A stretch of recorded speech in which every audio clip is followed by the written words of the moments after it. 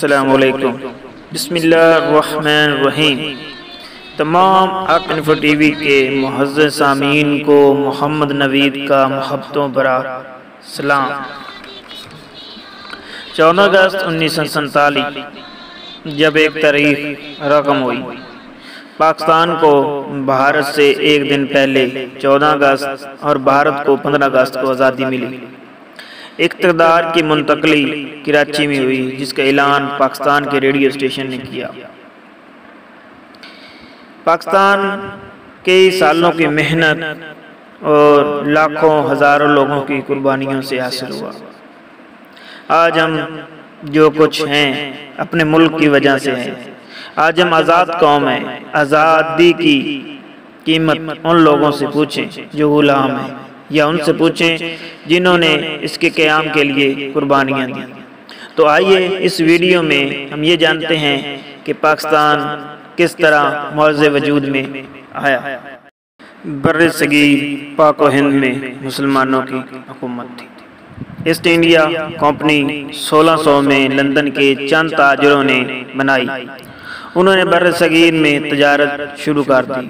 مغل حکمرانوں نے ان کو بے شمار مراحت دیں اور ان تاجروں نے مراحت کا فائدہ اٹھا کر کچھ وقت کے بعد برصغیر کے علاقوں پر قبضہ کرنا شروع کر دیا۔ اس وقت مغل حکومت آپسی لڑائیوں سے کمزور ہو چکی تھی اور وہ ان کو روکنے میں ناکام رہی۔ بہت ہی کم وقت میں پورا برصغیر انگریزوں کے قبضے میں آ گیا۔ اس کے بعد مختلف جگہوں پر انگریزوں کے خلاف مزاحمتیں شروع ہو جاتی ہیں۔ 10 مئی 1857 میں مسلمانوں اور ہندوؤں نے مل کر انگریزوں کے خلاف لڑتے ہیں، لیکن اس میں انگریزوں کو فتح ہوئی۔ اس جنگ آزادی کے بعد انگریز ظلم و ستم کرنا شروع کر دیتے ہیں۔ انگریز مسلمانوں پر ظلم و ستم کے پہاڑ ڈھا دیتے ہیں۔ جنگ آزادی میں شکست کے بعد مسلمان معاشی، تعلیمی اور سماجی اعتبار سے بہت پیچھے رہ جاتے ہیں۔ ان حالات میں سر سید احمد خان مسلمانوں کی بہتری کے لیے قدم اٹھاتے ہیں اور وہ علی گڑھ میں ایک اسکول قائم کرتے ہیں اور مسلمانوں کو تعلیم حاصل کرنے کی طرف راغب کرتے ہیں۔ بعد میں یہ اسکول علی گڑھ یونیورسٹی میں تبدیل ہو جاتا ہے۔ 1867 میں بنارس میں اردو ہندی تنازع ہوتا ہے۔ دفاتر میں اردو کی جگہ ہندی کو نافذ کرنے کی کوشش کی جاتی ہے۔ اس وقت میں ایک ہی سیاسی جماعت کانگریس ہندوستان میں موجود تھی۔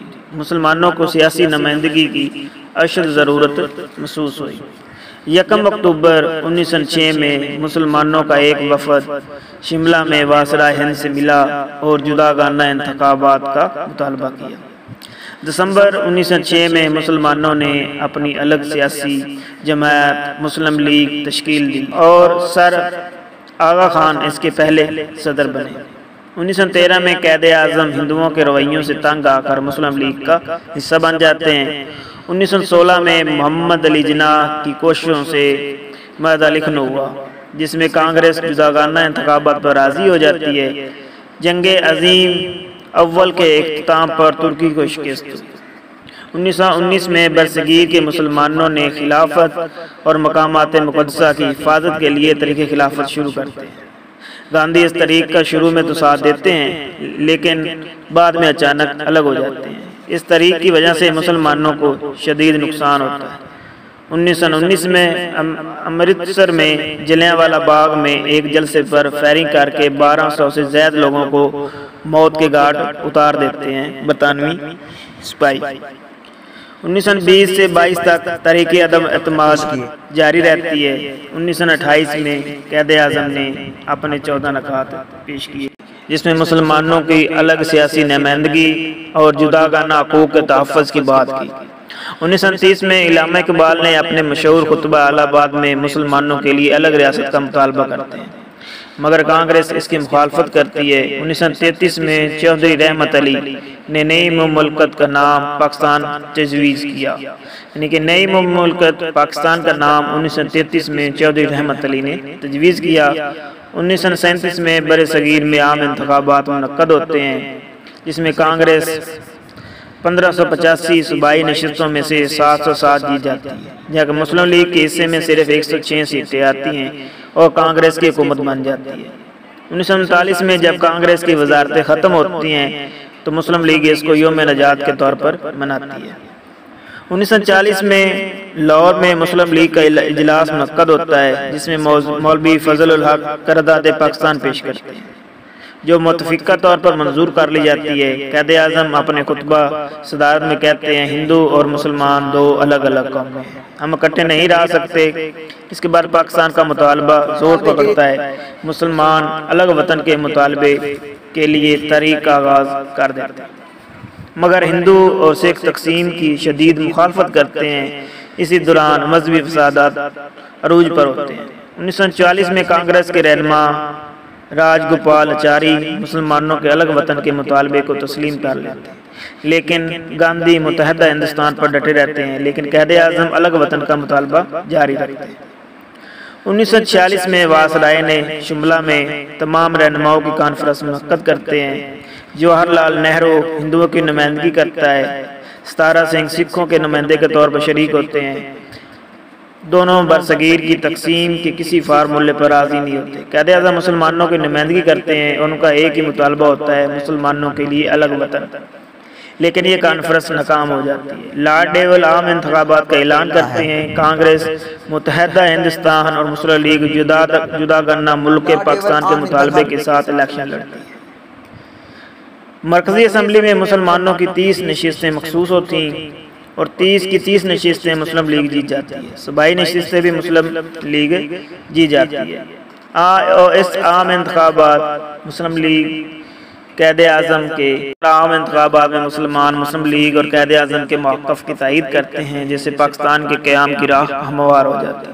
16 اگست 1946 میں مسلم لیگ نے یوم راست اقدام کا اعلان کیا۔ جگہ جگہ مظاہرے ہوئے، مسلمانوں نے انگریزوں کے دیے ہوئے خطابات واپس کر دی۔ لارڈ ڈیول جب اس کا سیاسی حل نکالنے میں ناکام ہوئے تو حکومت برطانیہ نے لارڈ ماؤنٹ بیٹن کو برصغیر میں وائسرائے کے طور پر بھیجا۔ 20 فروری 1947 کو برطانوی وزیر اعظم نے اعلان کیا کہ 1948 میں برصغیر سے برطانوی راج ختم کر دیا جائے گا۔ اس اعلان کے ساتھ ہی برصغیر میں فرقہ وارانہ فسادات شروع ہو جاتے ہیں، ہندو مسلمانوں پر ظلم کرنا شروع کر دیتے ہیں، کیونکہ ہندو مسلمانوں کے جداگانہ ملک کے موقف کے سخت خلاف ہوتے ہیں۔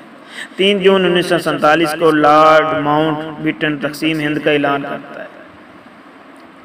اس منصوبے کے تحت پنجاب اور بنگال کی تقسیم کی جائے گی۔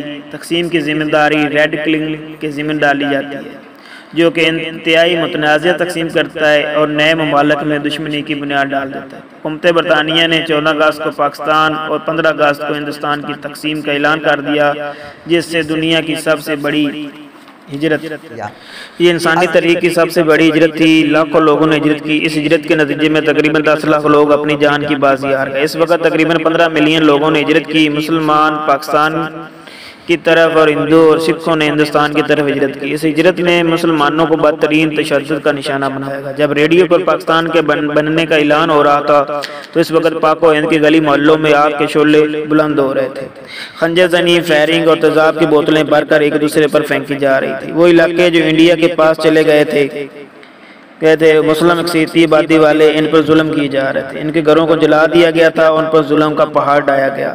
نہ تو عورتوں کی عزتیں محفوظ تھیں، نہ ہی زندگیاں، ہر طرف لاشیں ہی لاشیں بکھری پڑی تھی۔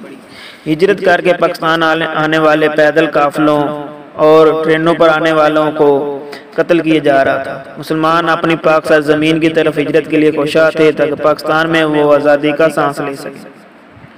لاکھوں قربانیوں سے حاصل ہونے والا پاکستان کی طرف لوگ معمولی ساز و سامان لے کر ہجرت کر رہے تھے، لیکن اس سفر ہجرت میں ان کو لاکھوں صدمے ملے۔